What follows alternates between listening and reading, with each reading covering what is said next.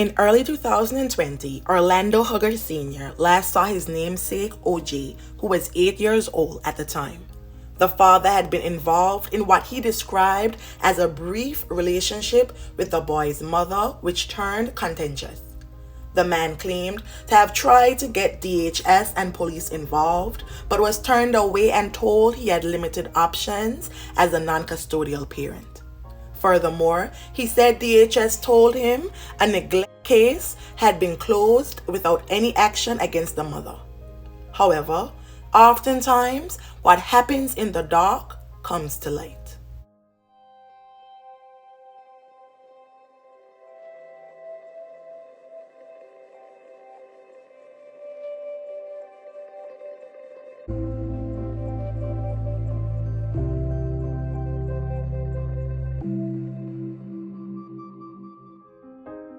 On January 27, 2023, a grandmother contacted Tulsa Police to file a report about a child who she had not seen and presumed had to have been missing for, quote, several years.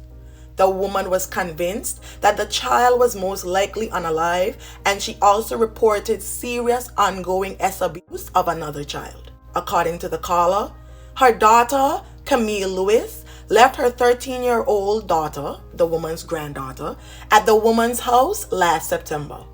When the teen arrived, all the grandmother saw was, quote, skin and bones from malnourishment.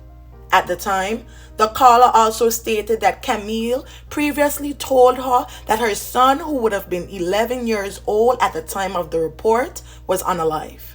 After the conditions were brought to law enforcement's attention, the 13-year-old girl was interviewed by child crisis detectives.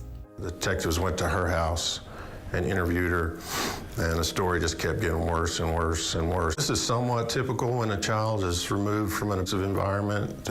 They get comfortable, their fear level decreases, and they're comfortable sharing information. She told them the horrific treatment began in November of 2020 and ended in September of 2022 when she went to live with her grandmother. The teen said that her mother Camille and her stepfather John Miles would lock her and her brother in separate closets for months and would go days at a time without feeding them. Additionally, she stated that they'd BEAT both children with bells and cords. At times, she had no choice but to relieve herself in a bag or cup in the closet. Horrendously, the 13-year-old said John Miles would offer her food in exchange for inappropriate favors. To compound the already heinous details, she continued on saying that sometimes she and her brother would be forced to sleep in an igloo-style doghouse in the backyard and exercise outdoors in freezing weather. Throughout the recollection of the despicable ordeal, a very important question remained. Where is her brother, Orlando Hugger Jr.?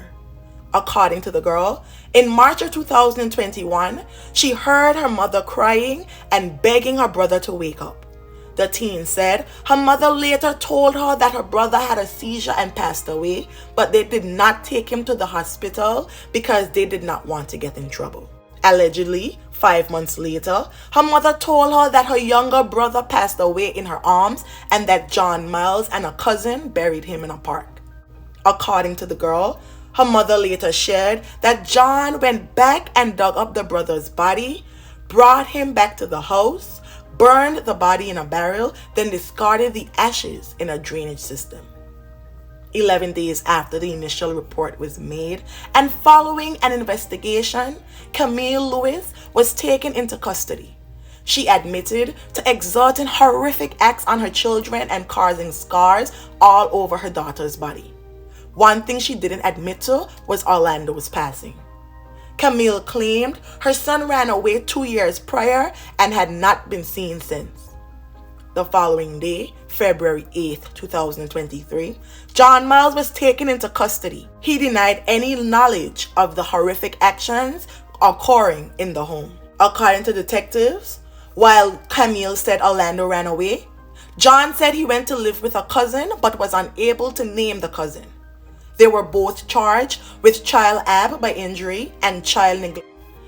Lewis was ordered held on a $1.3 million bond, while Miles, a convicted felon, received additional charges including SAB and was ordered held on a $1.9 million bond. As of this video, both remain behind bars. The couple had 3 children together who are currently in the state's custody as the investigation proceeds. From my research for this case, it does appear that those children may be involved in the court cases as victims. Orlando's father, who is also the 13-year-old's father, told media sources he has been left with many questions, and though he had no idea of the monstrosities at the home, he regrets not doing more to locate and protect his son. Do what I can to make sure my son can rest in peace. Orlando Hugger Sr. believes the son who shares his name was indeed murdered, and he says he spent lots of late nights trying to find him for the last 2 years, working through an estranged relationship with Lewis, the mother of 2 of his children. Got so many questions. It's not really going to make things better, but it'd be nice to know exactly what happened. Caprine Jones, who considers himself a second father to Camille, also spoke of regret. The man told media sources that he had lost touch with the woman and didn't see the warning signs. I can't even wrap my head around. I'm still waking up in a dream. I can't believe it with the pain. Will it never go away, but at the same time, my baby gonna have to deal with the pain too. Tulsa Police announced that more charges are expected as they continue investigating the boy's disappearance as a homie. If anyone has any information regarding Orlando Hugger Jr.'s whereabouts, what happened to him, or anything relevant to this case, you are urged to call Crime Stoppers at 918-596-COPS. That's 918-596-2677, or you can contact the Tulsa Police Department. May the family and friends of Orlando Hugger Jr. find solace in the happy memories, and may his soul rest in perpetual peace. Thank you.